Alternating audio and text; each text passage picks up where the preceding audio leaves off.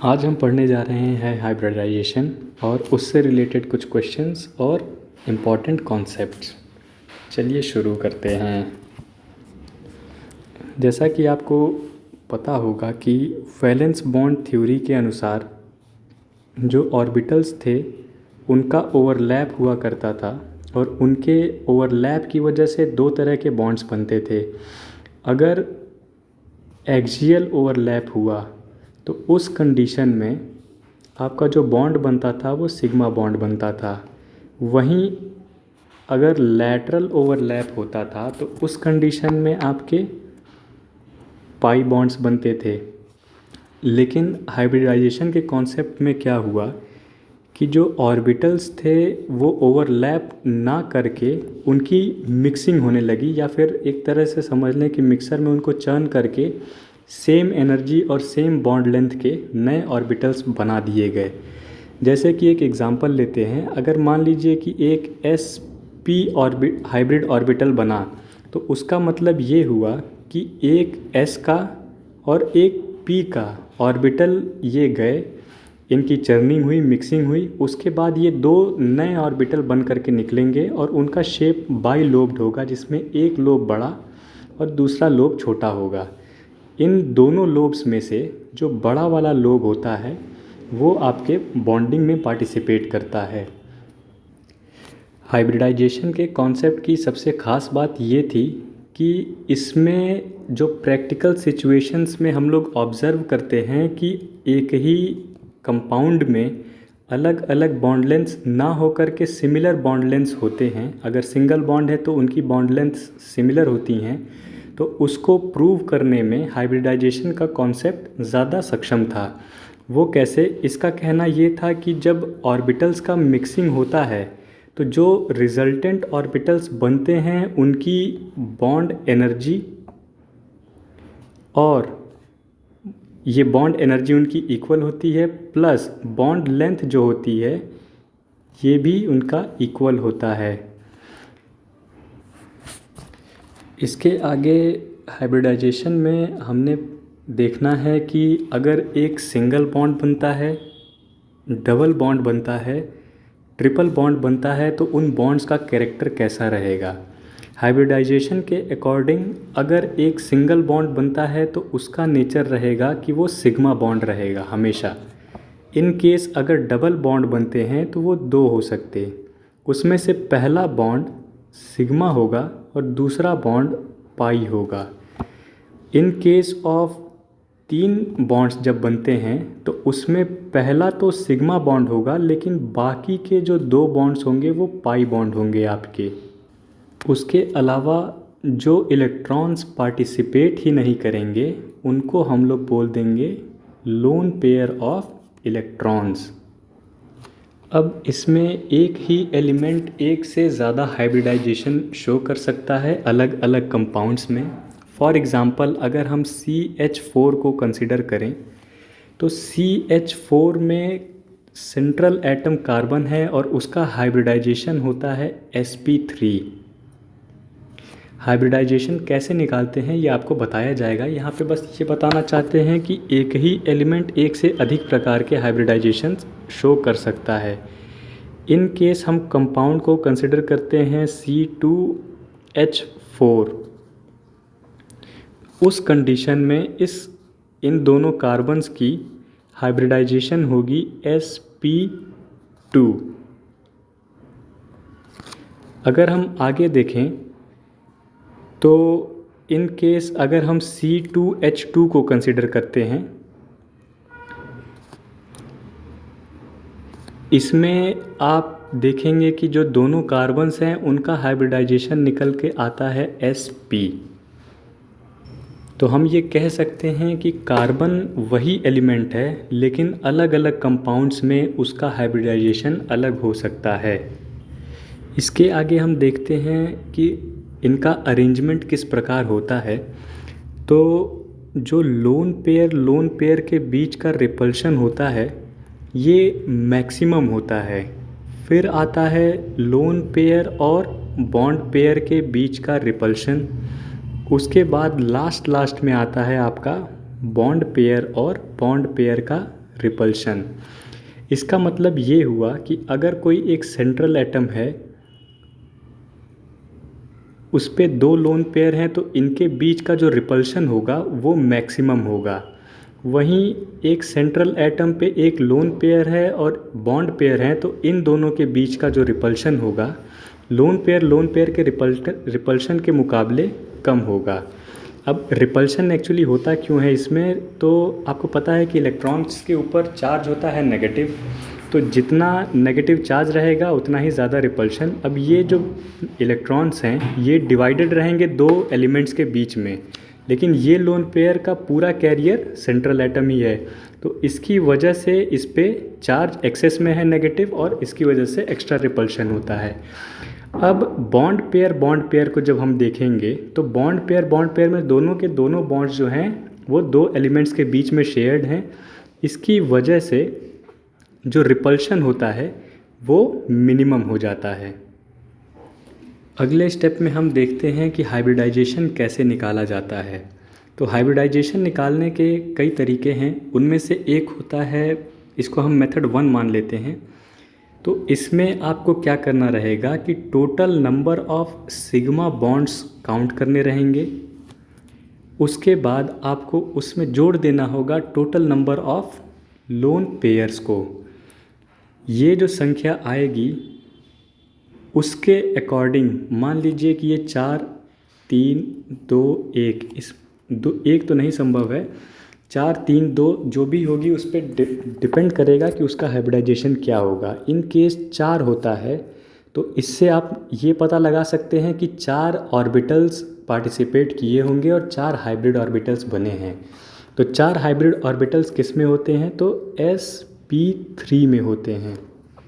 3 अगर वो नंबर रहता है तो 3 हाइब्रिड ऑर्बिटल्स होते हैं sp2 में, 2 होते हैं sp हाइब्रिड ऑर्बिटल्स में।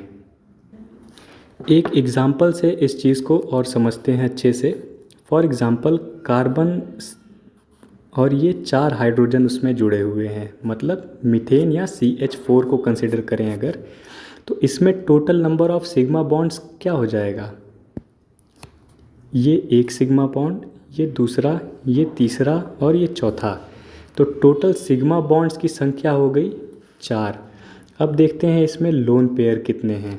तो लोन पेयर के लिए कार्बन के पास टोटल वैलेंस इलेक्ट्रॉन्स थे 4, चारों के 4 ये बॉन्ड में पार्टिसिपेट कर गए, तो अब बचे कितने इसके पास, एक भी नहीं। तो जब एक भी इलेक्ट्रॉन नहीं बचेंगे तो लोन पेयर की संख्या कितनी हो जाएगी, 0। तो 4 + 0 हो जाएगा 4। अब 4 के करस्पॉन्डिंग आपका हाइब्रिडाइजेशन क्या होता है, sp3। नेक्स्ट एग्जाम्पल हम लेते हैं C2H4 का। C2H4 का स्ट्रक्चर जब आप बनाएंगे तो C double bond C H H ऐसे कुछ आता है।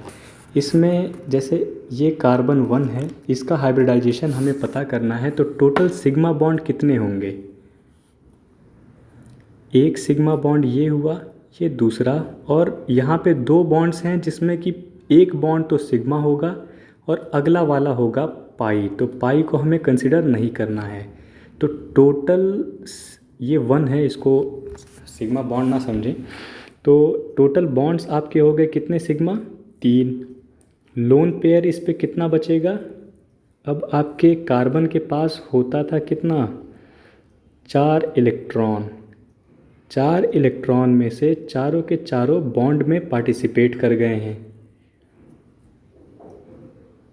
यहाँ पे हमने गलत कर दिया, ये एक, यहाँ पे 2 पार्टिसिपेट कर गए, एक पाई बॉन्ड फॉर्मेशन में, एक सिग्मा में। अब होगा ये कि जब चारों के चारों पार्टिसिपेट कर गए तो लोन पेयर के लिए कोई भी इलेक्ट्रॉन नहीं बचा है, तो लोन पेयर हो जाएगा आपका 0 और आपका ये नंबर आ जाएगा टोटल 3। 3 के करस्पॉन्डिंग आपका हाइब्रिडाइजेशन क्या होता है, sp2। ये काउंट भी कर सकते हैं, एक s ऑर्बिटल मिक्स हुआ, 2 p ऑर्बिटल मिक्स हुए और दोनों मिला करके क्या बनाए, sp2 हाइब्रिडाइजेशन। एक और एग्जांपल हम कंसिडर करते हैं C2H2 का। C2H2 में C triple bond C, single bond H, single bond H ऐसे होता है। इसमें आपके सिग्मा बॉन्ड अगर आप काउंट करेंगे कार्बन नंबर 1 पे, तो एक सिग्मा बॉन्ड ये हो जाएगा, एक सिग्मा बॉन्ड ये हो जाएगा, बाकी के दोनों जो हैं पाई बॉन्ड्स हैं। अब इसी में अगर आप लोन पेयर्स को काउंट करना चाहें तो कार्बन के पास कितने इलेक्ट्रॉन्स थे वैलेंस शेल में? 4। एक पार्टिसिपेट किया इधर बॉन्ड में और 3 रिस्पेक्टिवली यहाँ पे पार्टिसिपेट कर गए, 1 सिग्मा और 2 पाई में। तो बचे कितने इलेक्ट्रॉन कार्बन के पास? 0। लोन पेयर कितना हुआ? 0। बॉन्ड पेयर कितने हुए सिग्मा बॉन्ड वाले? 2। तो टोटल ये नंबर ऐड अप होता है 2 में, और 2 के करस्पॉन्डिंग जो हाइब्रिडाइजेशन होती है sp होती है। तो C2H2 का हाइब्रिडाइजेशन हो जाएगा sp। इसके बाद हम कंसिडर करते हैं मेथड नंबर 2।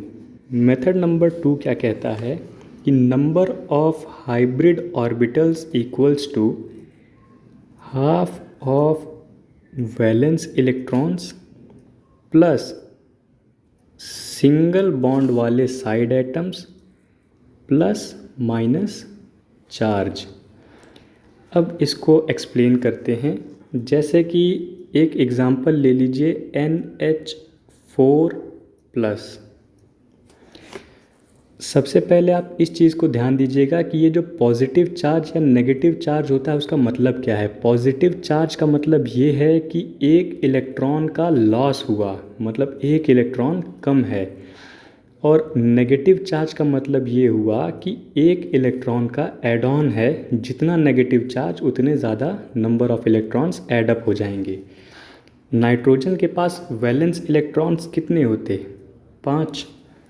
साइड एटम्स जो मोनोवैलेंट हैं, मतलब सिंगल बॉन्ड बनाने वाले हैं, वो कितने हैं? 4 हाइड्रोजन, तो वो हो जाएंगे 4।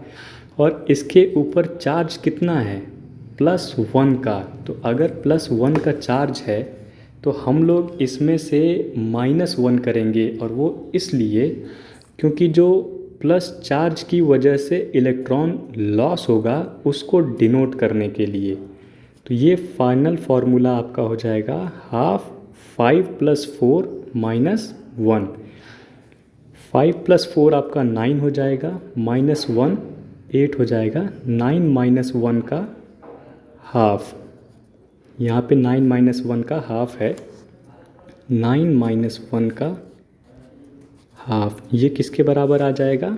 8/2 = 4। नंबर ऑफ हाइब्रिड ऑर्बिटल्स आपके 4 हो गए। इसके करस्पॉन्डिंग हाइब्रिडाइजेशन क्या होती है? sp3। अब एक टेबल के थ्रू हम लोग ये समझते हैं कि नंबर ऑफ हाइब्रिड ऑर्बिटल्स कैसे डिसाइड करते हैं कि हाइब्रिडाइजेशन क्या होगी। मान लिया कि नंबर ऑफ हाइब्रिड ऑर्बिटल्स 2 हैं, तो उस कंडीशन में 2 हाइब्रिड ऑर्बिटल्स पार्टिसिपेट किए, एक s का और फिर p का, तो हाइब्रिडाइजेशन हो जाएगी sp। 3 हाइब्रिड ऑर्बिटल्स अगर हैं तो उस कंडीशन में हाइब्रिडाइजेशन हो जाएगी, एक s की 2 p के पार्टिसिपेट करके sp2।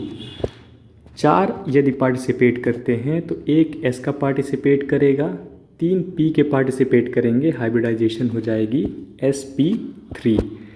इन केस अगर 5 पार्टिसिपेट करते हैं तो इसमें d ऑर्बिटल भी पार्टिसिपेट कर जाता है। तो एक s का, 3 p के और एक d का पार्टिसिपेट करके इसका हाइब्रिडाइजेशन हो जाएगा sp3d। नेक्स्ट, यदि 6 होता है हाइब्रिड ऑर्बिटल्स का नंबर, तो उस कंडीशन में एक s का, 3 p के, ये 4 हो गए, बाकी बचे 2 कहाँ से आएंगे? d2 से। मतलब एक s का पार्टिसिपेट किया, 3 p के और 2 d के ऑर्बिटल्स पार्टिसिपेट करके 6 हाइब्रिड ऑर्बिटल्स बनाए। हाइब्रिडाइजेशन क्या हो जाएगा? sp3d2। इन केस अगर 7 हाइब्रिड ऑर्बिटल्स पार्टिसिपेट करते हैं तो उसमें हाइब्रिडाइजेशन क्या हो जाएगी? sp3d3।